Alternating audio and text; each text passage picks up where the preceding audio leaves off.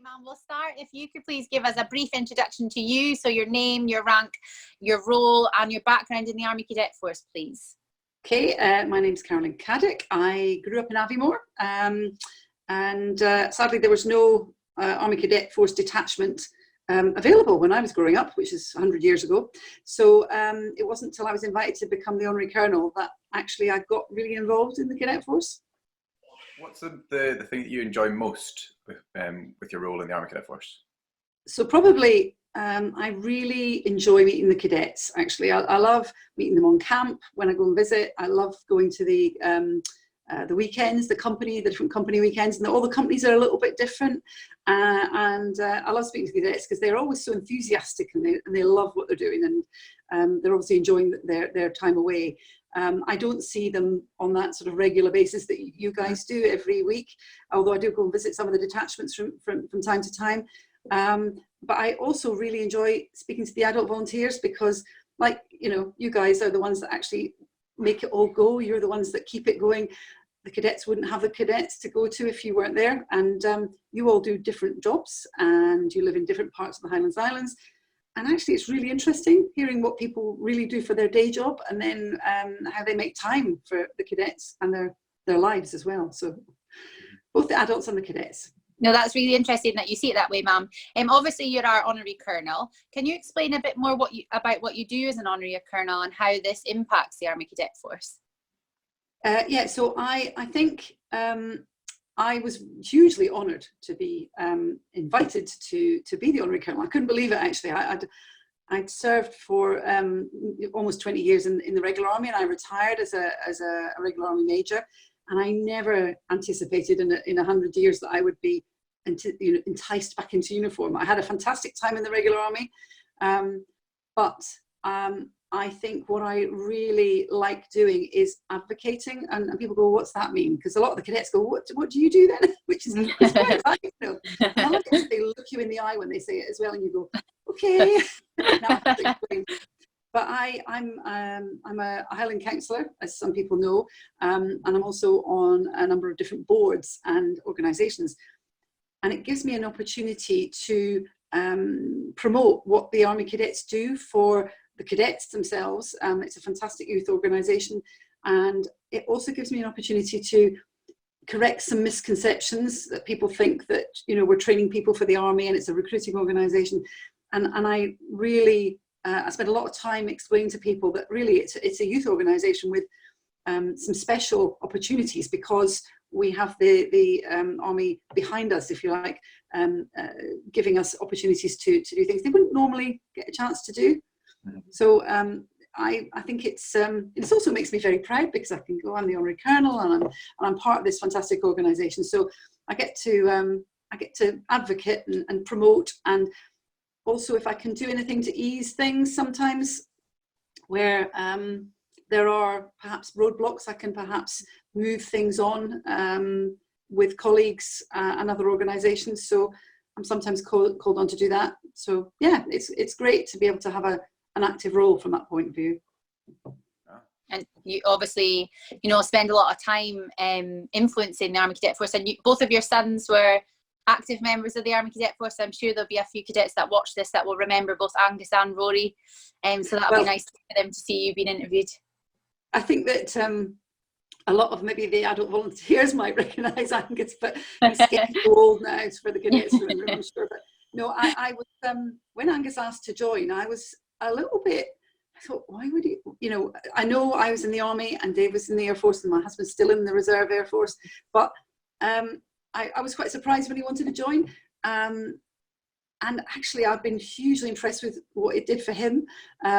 He suddenly got, he got focus and he got enthusiasm, and it's really helped him with his life. And the same with Rory, who went off to, he left the cadets early, went off to Welbeck, Sixth Form College, and like Angus then went on to university. And I see other cadets go off to do really exciting things in lots of different ways of life, I suppose. So yeah, I'm very proud. I mean, it's great to have Angus at home at the moment. He's confined to barracks here at home, but he's off to join the parachute regiment soon, and he's training a lot. I go out for a little jog in the morning, and he goes powering past or towards me. It's quite scary, really. But he's preparing for the parachute regiment. Yeah, Rory's just finishing off his degree at the moment with the final exams, but it's great having them home. Particularly as I'd probably be on my own, because obviously Dave, my husband, has been mobilised with the Royal Air Force Reserve and is down in Edinburgh helping the Scottish Government with some strategic planning advice and support. So yeah, it's fantastic. What mum wouldn't want their boys at home? I know. And I'm sure you're very proud of them both. But yeah, the cadets were great for them, and when I saw what it did for them, it was even more important when I was asked to be the Honorary Colonel. I thought, yeah, I can buy into this really easily. So That's yeah, great. it's an honour. That's great. That is amazing. Ma'am, do you have any goals for the future? You know, you're saying there that you wear obviously a lot of different hats. Do you set yourself any goals? And if you do, what are your goals? Do you know, I've always hated that question. I know people. So my professional background is in training and HR and management, and I'm always saying to people, have a 5-year goal. You know, what's your goals for next year? And when people ask me, I go, oh, I don't know. The trouble is, I've always just, I suppose my whole life I've just done things like, oh, that looks interesting, I'll have a go at that, and oh, that's something I haven't tried before, I'll try that. So often my goals are not great, because I do what I enjoy, and I do what You're impulsive. I am impulsive, yeah. But I suppose I've been the Honorary Colonel since 2013, so that's 7 years, and I'm very aware that I love being the Honorary Colonel, but I'm thinking about my successor, and we should always be thinking about who's going to come up behind us and replace us. So I suppose my goal is to try and identify somebody who might want to do this in the future. I'm going to be 60 this year. Don't tell anybody else. Well, you don't look it, Mum. It's a big birthday. It's going to be a COVID birthday, because it's early, coming up. But I just think, it's great to have younger role models for people, and I love being the Honorary Colonel because I'm a woman, and I think it's great for the cadets, but especially for the female cadets, I would hope. Yeah. So my goal is to probably find a really good successor that will be able to advocate and strongly promote the cadets when I move on. No, that's great, Ma'am. And you talked a little bit about being a female there, and I was going to ask, last year we celebrated 40 years of females being part of this organisation, and now we have around 34% of our cadets who are female, and 30% of our adult volunteers are female. Do you think there are challenges that come along with being female in the Army Cadet Force? Well, you could probably answer that one better than me, to be honest. From your position, from what you've seen, do you think there are any? Well, do you know what? One of the other reasons I took the Honorary Colonel role on was because I spoke to the last Honorary Colonel, Colonel Wood, and the Commandant, Colonel McBain at the time, and I said, well, why me? Why, I'm a retired major. I mean, it's great. I'm now a colonel, but not a real colonel, clearly, Honorary Colonel. But me, and they said, well, actually, because we have so many cadets and adult volunteers now that are women, we would like to, have a female Honorary Colonel. And so that was one of the reasons why I was really so pleased to take it on. I think, well, it's not just young women. Everybody needs some role model. You have to be able to see people doing to give you ideas about what you could do in life. And, a lot of people who have teachers as parents go on to be teachers because that's what they see. That's what they, a lot of people that, want to be, I don't know, in engineering. If you don't have a role model to look at and see, it's something quite hard. So, and I was aware at the time that there weren't that many senior females in the 1st Battalion, particularly. And when I look at a lot of the commandants, there's mainly males, and 60% of the cadets are males, so that's not unreasonable. But I would really like to see some more senior women in the cadet force. The problem with that is you have to, in order to get into those senior positions, you have to have done your time as a, you know, as an SI and as a young officer and so on, to progress through the ranks. And there are so many things that, you know, like if you have a family, it takes you away for a little while, or if you your job takes you away to do something, and it's quite hard to stick with it for lots of, not just females but males, but it's got the extra burden when you take maternity leave, and it's coming back with young children, is taking up your weekends. It's tough. So it's tough for all, but it's particularly tough for young mothers, I think. So but I would like to see more females generally in the command structure, and I would particularly like to see them in the more senior ranks, and that's why I was so sad when we lost Carrie. I know. But you know, I say Major Higgins, sorry, because she was such a good role model, because she was an engineer and a major, and it was great. But you can't do everything in life, and there are other pressures, and I understand that. So, but anyway, well, yes. shout out to Major Higgins. Absolutely. We miss you and we love you lots. Absolutely. She'll be delighted to see this. Ma'am, just to touch on a little part you were talking about there was you're talking about role models, and obviously, you know, it's good to have a role model growing up. Did you have any role models whenever you were growing up? Who was yours? In terms of just in life. Yeah, just in life. So, like, was there anyone that you looked up to, or?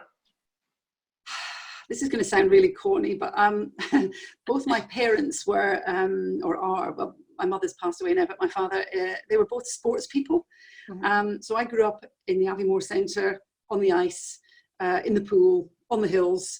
And although they valued education, they valued sport and fitness and focus, actually. And so I think probably my parents were quite important in my life. Funnily enough, because they were both working, I didn't see so much of them. I used to have to make an appointment and go see my dad in the ice rink because he was always working. But they were dedicated, but they were focused, and they did a lot of coaching of young people. My father ran the Black Hawks, which was the young team, the ice hockey team. And my mum, in fact, my mum was teaching till she was 75 on the ice as an ice skating instructor at Inverness Ice Arena. She was, I did say to her, Mum, you're 75. I think really now it's time to hang your ice skates up. But they were always active, and I think that's probably been quite an effect on me. You know, I'm probably disappointing as a sports person.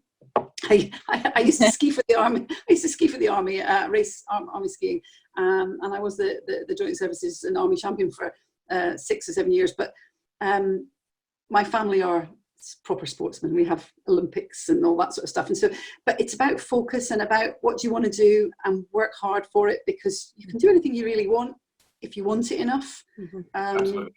So, and I think that was a good message that I learned from them anyway. Well, I was going to ask you what you like doing in your spare time, but you've answered that one nicely. Well, I still do ski. Well, I still do ski. Yeah, I can. Brilliant. And I go hill walking a lot. That's my thing. But yeah, sadly with Cairngorm, the snow's not been so great the last few years. No. That's great, ma'am. Thank you. Can you tell us something interesting about you that nobody knows? It can be as weird as you want. As weird as I want. Well, I don't know.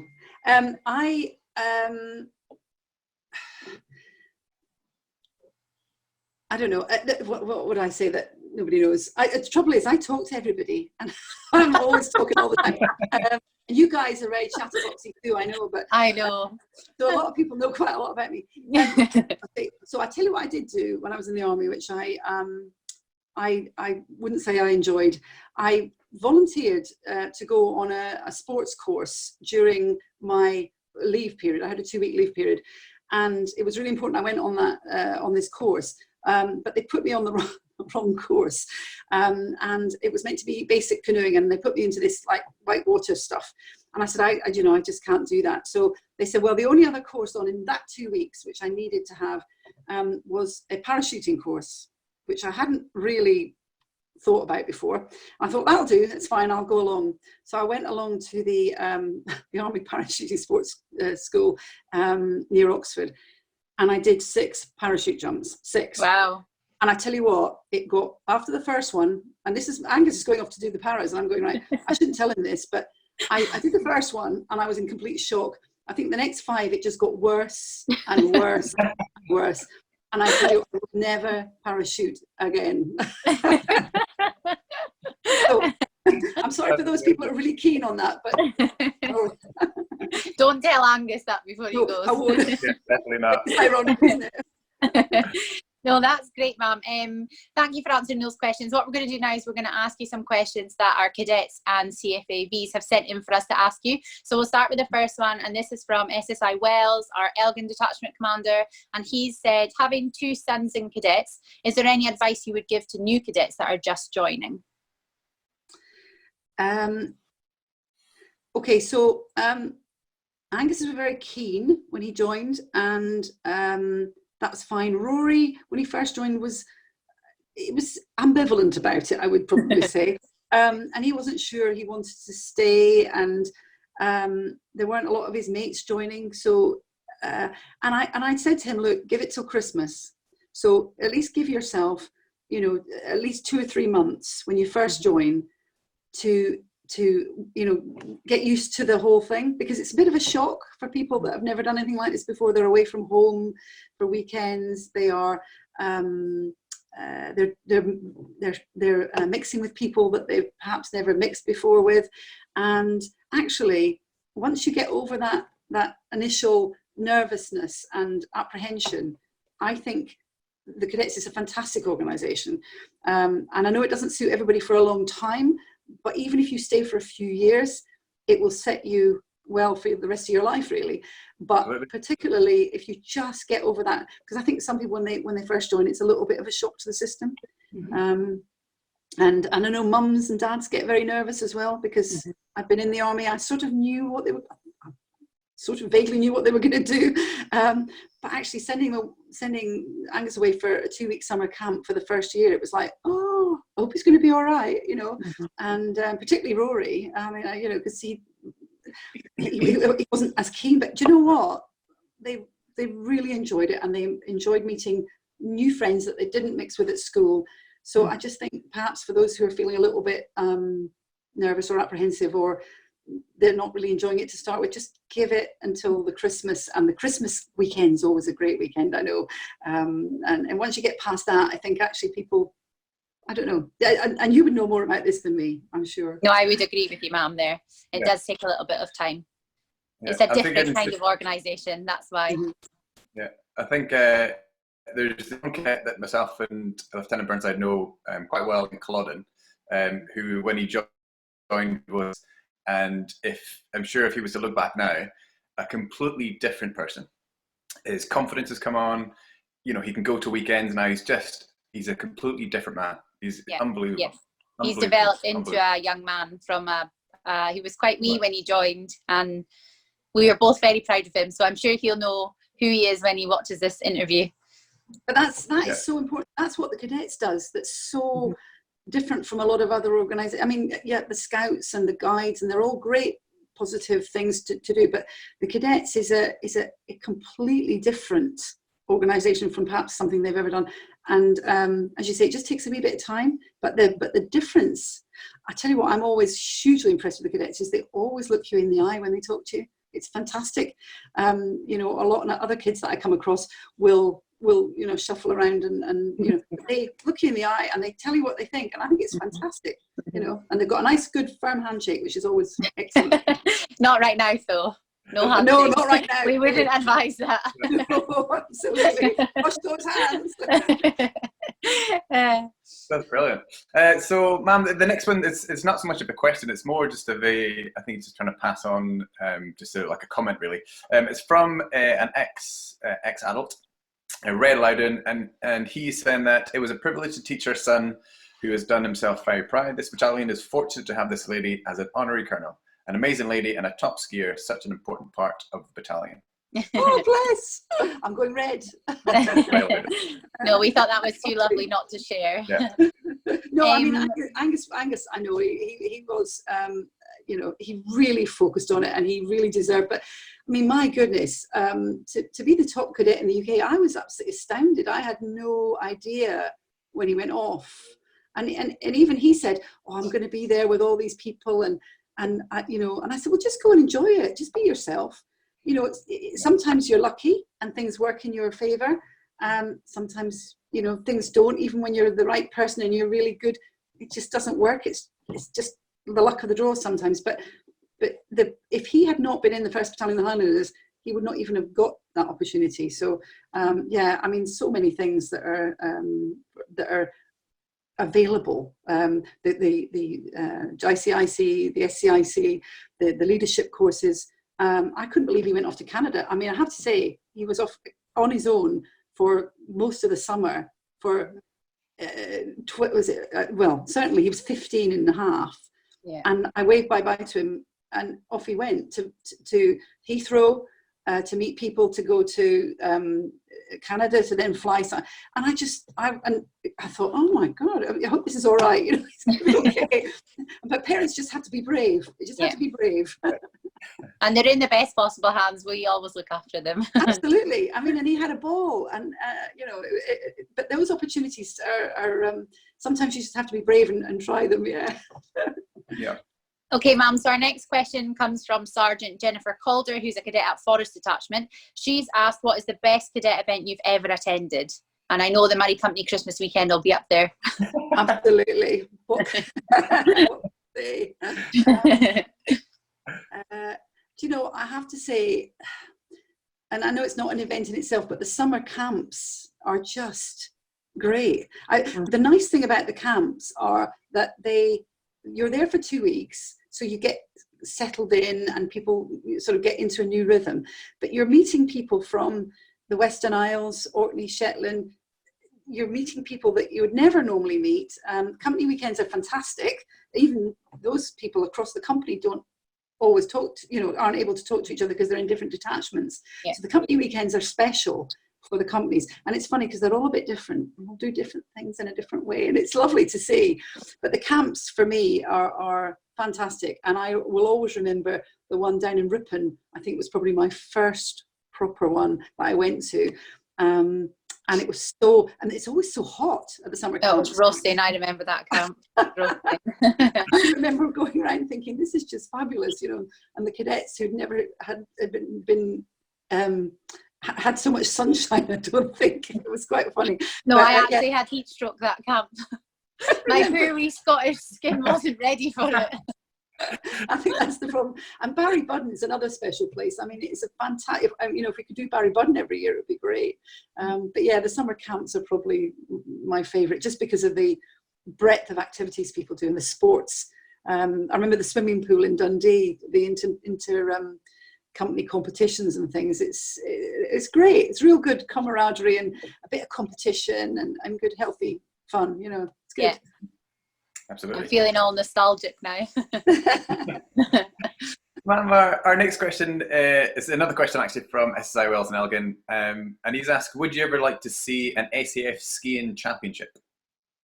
I would love to see a ski championships. I must say, is it Caithness Company who sometimes do a ski weekend? Yes. And go up, and I've been up on that, and it was fantastic. I mean, I used to be, so I grew up in Aviemore, and I had a year off before I went to university, and I taught skiing up on Cairngorm for a year. And I really enjoyed my year, but I was probably a bit young to appreciate, you know, the finer points of being a ski instructor, perhaps. But I had great fun. And in fact, it was because I was a ski instructor, because my family are not military at all, you know, in the past. They were horrified when they thought I was going to join the army, and they didn't understand why I would want to do that. At all. But it was because I used to be up the hill teaching, and when I wasn't teaching mixed classes or children, they gave me the soldiers to teach, and I had Gurkhas and things like that, and they said, oh, you should come and join the army, you could come and ski in the army, and that's what and that's what you did. That's what I did. That's amazing. I was really lucky. I joined and I skied for 6 years, so yeah, and I used to go to all the army championships, and I ran this ski hut in Bavaria. I mean, it was huge fun, great, lots of work, but, you know, great fun. So if I could get all the cadets up skiing, it would be fantastic. I mean, because there are some skiers out there, I know, that are pretty hot skiers, especially those kicking around the Cairngorm Ski Club lot, I know. But it's, yeah, logistically and financially, that would be huge, but it'd be fantastic to do. I'd love it. Would be amazing. As long as they let me off race, I could do the first run. The slaloms. Yeah. Okay, so our next question comes from a new cadet in Culloden Detachment. This question's from Cadet Scott Reid, who is Lieutenant Colonel Reid's son, and he has asked, with having feet in both camps, which service is better, the Army or the RAF? Oh, that's too easy. And you're not allowed to be diplomatic here, ma'am. You have to give us an answer. No, the RAF is definitely the junior service. And I don't think Dave would like to hear you say that. I'm sure he wouldn't. Honorary Caddick is in Edinburgh, so we're fine.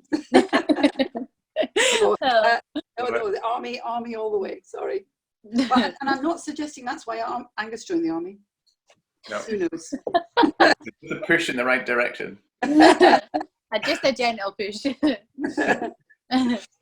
So our next question is from Lance Corporal Keegan Campbell from Broad Detachment. And he's asked, the best moment of being Honorary Colonel.